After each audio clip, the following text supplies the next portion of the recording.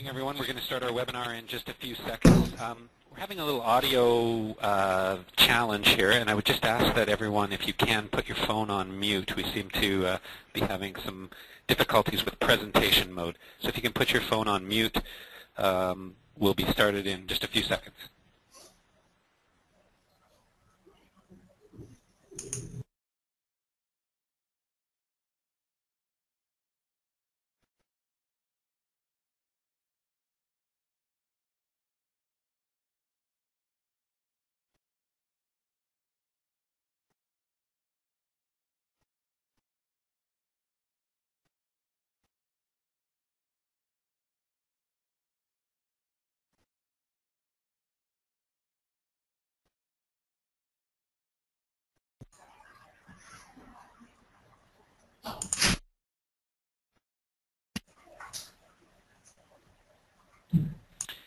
All right, thanks for your patience, everyone, and good morning from Vancouver. Thanks for joining us today here on our webinar.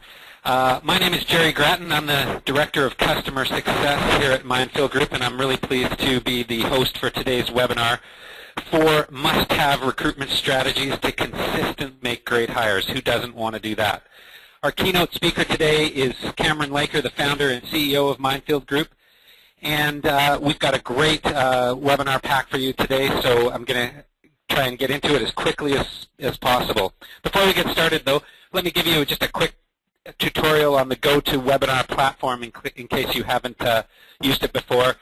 In the top right corner of your screen, you want to click the button that expands to full screen and to get the best presentation mode. We're going to also enable the chat function so that you can ask questions to us throughout the webinar. We're going to be collecting those questions, and at the end we'll have a Q&A session. So in the little panel in the top right corner, you'll see the chat feature, and you can just type in your questions right there. So let's get going here. Today's agenda, I'm going to take up a little bit of your time and just do a quick introduction to MindField Group and what we do here, and then I'm going to turn it over to Cameron Laker, and he's going to share his thoughts around the 4 must-have strategies. We're going to talk about top candidate profiling, centralized sourcing, recruitment technology and how to leverage that technology to help you recruit the best people. And finally, Web 2.0 content generation, a very popular topic, and Cameron's got some great examples to share with you. So let's get started. So we're MindField Group. We are a company founded here in Vancouver in 2005. We focus on the retail industry and recruiting frontline staff. We were the number 8 on the list in 2009 of the Profit Hot 50. And we've worked with hundreds of clients, and here are just a few. But that doesn't really tell you who we are. Here's who we really are. We are social media gurus. We've got sourcing fanatics on our team, technology geeks, and SEO strategists. And we're best practice junkies. And you know what? We love what we do here. And here's what we do. We help our clients make great hires quickly. 2 in 72 for frontline staff. That's 2 qualified candidates in 72 hours. 3 qualified candidates in 30 days for management level staff. And we do this a lot. We make a hire approximately every 8 minutes for our clients. Here's another way of looking at it. We helped make over 10,000 hires in 2009, and this year we'll help make over 15,000 hires for our clients. Okay. That was my spiel. Enough about me. Here's the man who you really want to hear from today because he's got some great content to share with you. He's Cameron Laker. He's the founder and CEO of MindField Group, and he's a thought leader in the area of talent acquisition, particularly in understanding how to leverage technology, process, and Web 2.0 to recruit great talent. Today he's going to share his thoughts around these 4 must-have recruitment strategies. And so without any further ado, I'd like to turn it over to Cameron. Thanks very much, Jerry. That was by far the most enthusiastic intro I've ever received, so thanks very much, Jerry. That was good. I got excited. Who is this guy you're bringing in? So So we're going to get going here. The first thing I want to get going on, and I believe we've got a poll, do we not, at this point? So the first section I want to talk about today is talent profiling. So before we hop into that, though, what I'd like to do is we're going to run a poll here. And as I just pull this up, the first question is, do you currently have a documented recruitment strategy in place? I'm going to run the poll here now and launch it out. Okay, so if everybody could take a second or two to answer, that would be great, and I'll report back on the answers.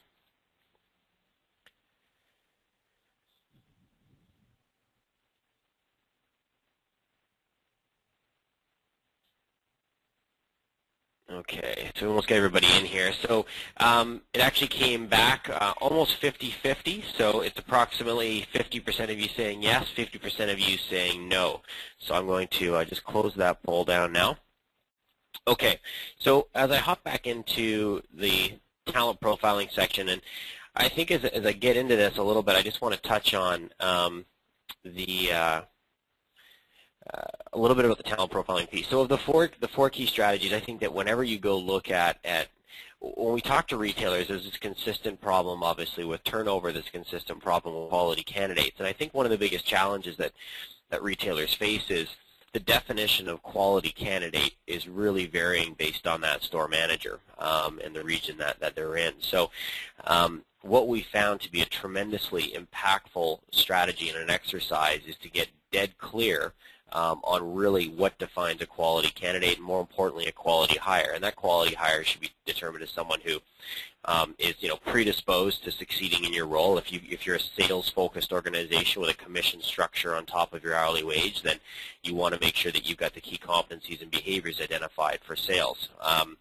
If you are, strictly customer support, customer service more oriented, and less so about the commission type approach, then you want to be looking for people who are really predisposed on a wow customer experience. So we're finding that this key piece, and I'll talk to this here in some detail about maybe some ideas and some steps on how to go about it, is one of the most critical pieces. And why it's important is because if you can clearly identify who you're looking for and what characteristics a top performer is likely to have, then it starts to allow you to integrate some of those things with recruitment technology, which I'll talk to here later on in the session.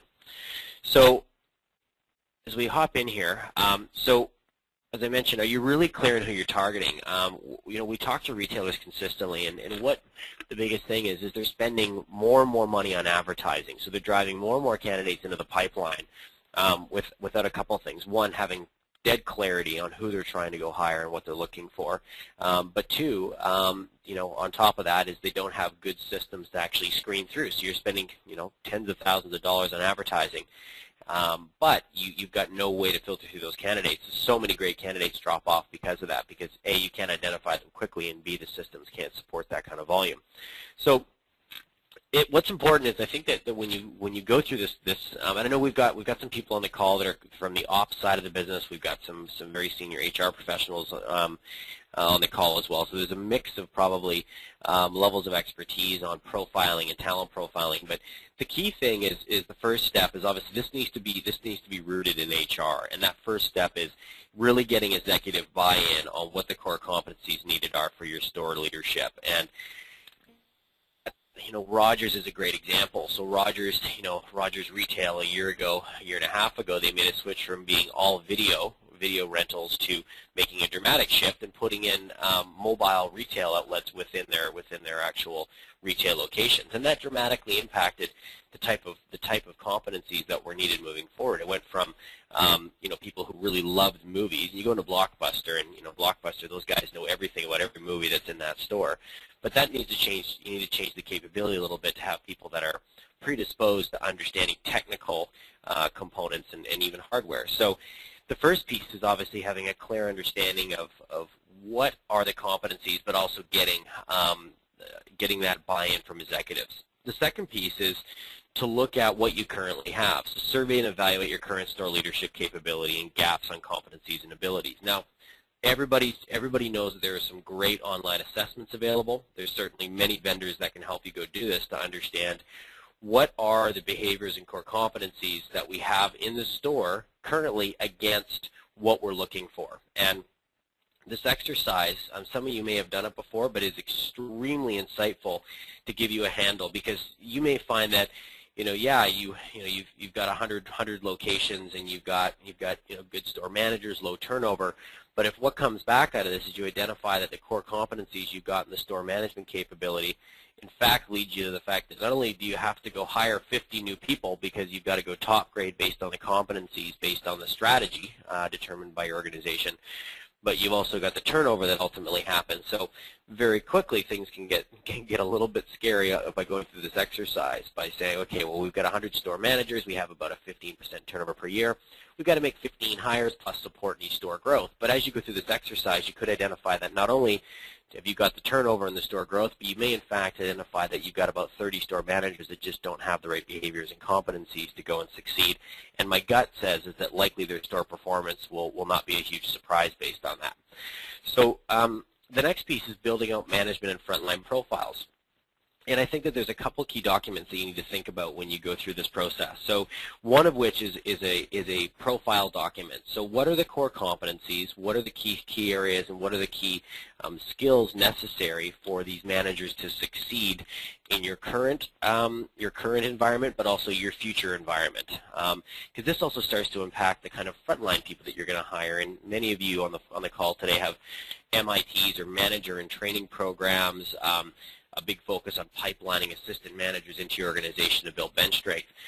So the 4 documents that should come out of this process, and there's many different ways to go about this, and there's obviously many vendors that can support you with this, and then there's a lot of you on the call. I know you've got the capability in-house to do this, but by building out and clearly understanding what the core competencies are first, and understanding what the key skills and also behaviors that you're looking for, a profile starts. And there's 3 documents, in my opinion, that should come out after that. One of which is a really clear pre-screen electronic guide. And this is where I'll get into some of the technology on that. As far as one of the 4 must-haves, in my opinion, is this is the backbone of any good, successful recruitment strategy, is great technology and systems on the back end. So the pre-screen tool that comes out of this should be a basic screening tool that's not a 45-minute long assessment, but a basic assessment that looks for some of the core competencies that you're looking for. And typically the way these screening guides are designed are not multiple choice in the sense that they're going to determine do you like helping people? I hate it, I like it, sometimes I do it, I love doing it, right? So, I've seen assessments out there like that, and it makes it very easy for the candidate to know what you're looking for. There are some ways to organize competency-based questionnaires in a simple pre-screen that ask questions like, which of these 2 statements better represent you? And with the proper vendor and the proper approach, you can actually set this pre-screen guide up to align with your profile, but more importantly, help you quickly filter down all those applicants that you're driving in through your advertising efforts. The next piece is a clear phone screen guide, and then finally an interview guide for your stores. As I mentioned, kind of at the top of the hour here, that the problem that I see and our team sees consistently is the definition of quality candidates are different, and store managers sometimes have a tendency to hire people that are similar to them, right? Now, obviously, I'm not trying to generalize, but it is a consistent challenge that we see is they don't hire for competencies, they hire for maybe that current culture or who's going to fit best with the team and so forth, which obviously the dynamic needs to be included. But I think there's some science that you can, and some basic process that you can provide to these managers through interview guides based on the core competencies you identified at the start of the profiling exercise. And then finally, building tools to monitor and measure. If there's a big focus on sales competencies, then are you seeing an increase in sales at these stores over a 12 to 24-month period? And ultimately getting a handle on really what it is at any given time. Do you have a good understanding of the stability of your workforce based on the core competencies that you're looking to go bring in? So I know this is a massive topic, and again we've spent individual webinars